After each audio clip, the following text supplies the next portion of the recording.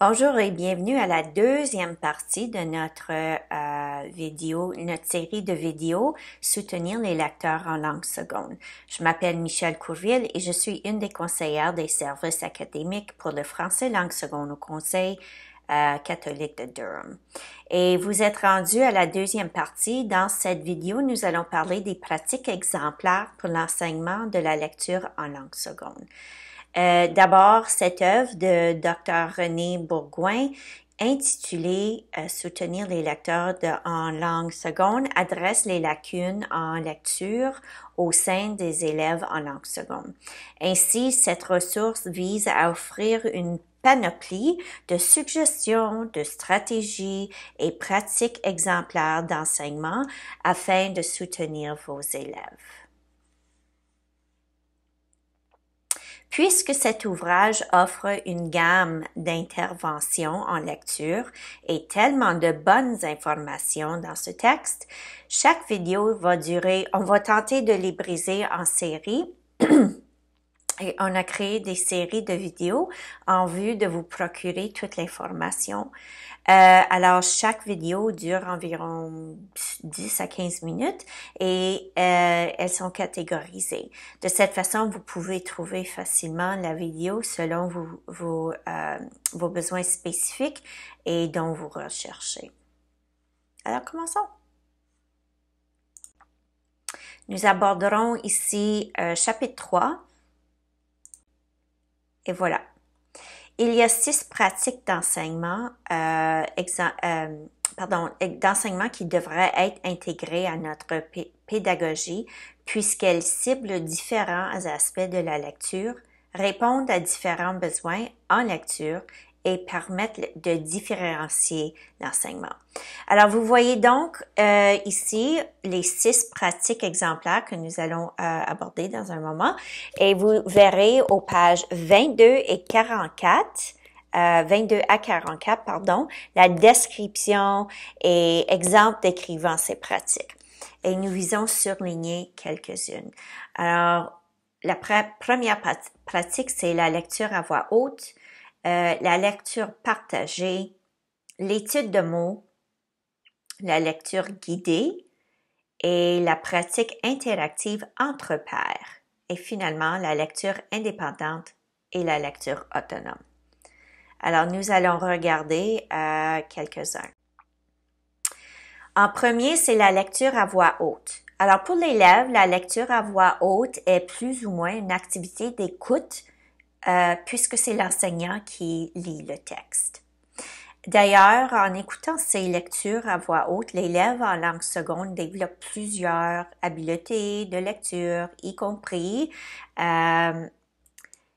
enrichir ses connaissances de langue française. Il augmente son vocabulaire et ses connaissances de nouvelles structures langagières. L'élève est exposé à du contenu qu'il ne pourrait peut-être pas lire lui-même la première fois. Il revoit certains mots en contexte. Il est important que l'élève en langue seconde revoie et réentend la langue à plusieurs reprises. L'élève entend un lecteur expert lire des textes en français. Celui-ci sert de modèle quant à la fluidité et la prononciation des mots fréquents en français.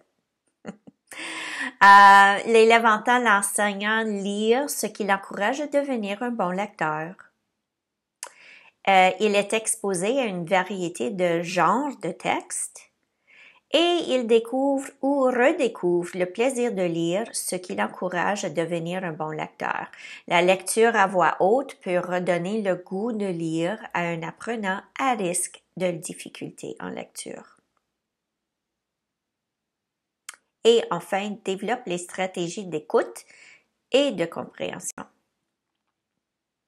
Prochainement, nous allons parler de l'étude de mots. Alors, les élèves en langue seconde doivent avoir suffisamment de vocabulaire pour reconnaître et comprendre les mots qu'ils lisent afin de progresser en lecture. Les élèves doivent maîtriser les 200 mots les plus fréquents de la langue française, ainsi qu'acquérir et enrichir un vocabulaire de divers champs lexicaux. Pour ce faire, les classes de langue seconde doivent être munies d'espace pour la création de murs de mots.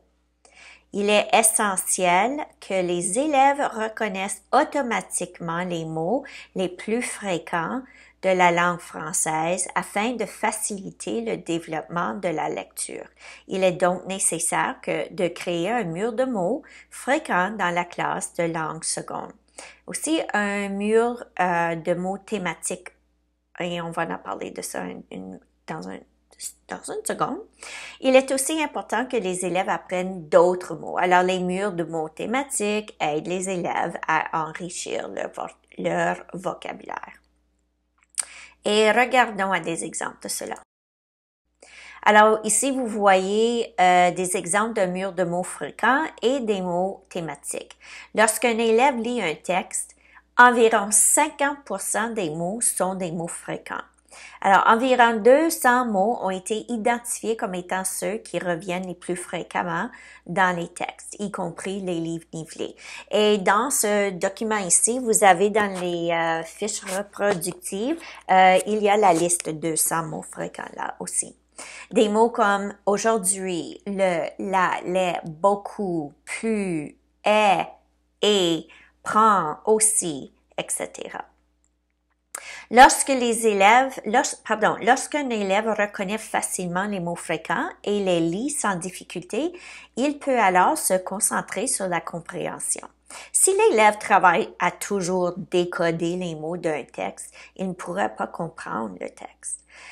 De plus, le mur de mots vise à soutenir l'élève lorsqu'il écrit, lit et écrit. C'est pour ceci que les mots sont affichés progressivement durant l'année et en ordre alphabétique.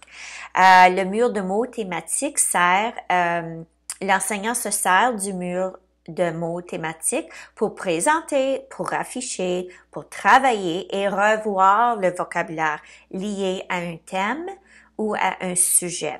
C'est pour ça que les sciences, l'histoire, la géographie, l'étude sociale sont des sujets difficiles à enseigner parce que chaque unité, un nouveau thème